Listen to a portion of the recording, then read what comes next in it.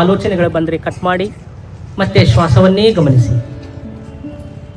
ಶ್ವಾಸವನ್ನ ಗಮನಿಸುವಲ್ಲಿ ಯಾವುದೇ ಬಲವಂತ ಇಲ್ಲ.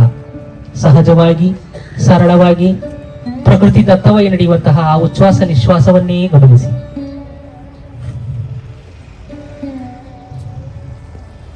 ಪಿರಮಿಡ್ನಲ್ಲಿ ಧ್ಯಾನ 3 ಪಟ್ಟು ಹೆಚ್ಚು ಶಕ್ತಿ ಸಿಗುತ್ತೆ.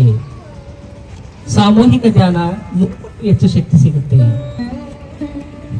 ಈ ಒಂದು ಸಾಮೂಹಿಕ ಧ್ಯಾನ, ಪಿರಮಿಡ್ ನಲ್ಲಿ ಇರುವಂತಹ ಧ್ಯಾನ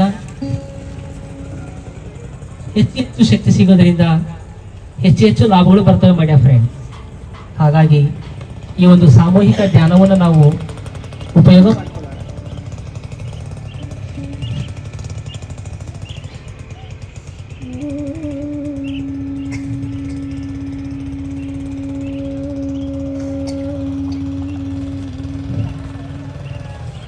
ಎಲ್ಲರೂ ಅದ್ಭುತವಾಗಿ ಆನಂದವಾಗಿ ಶ್ವಾಸದೊಂದಿಗೆ ಅನುಸಂಧಾನವಾಗಿದ್ದೀರಾ?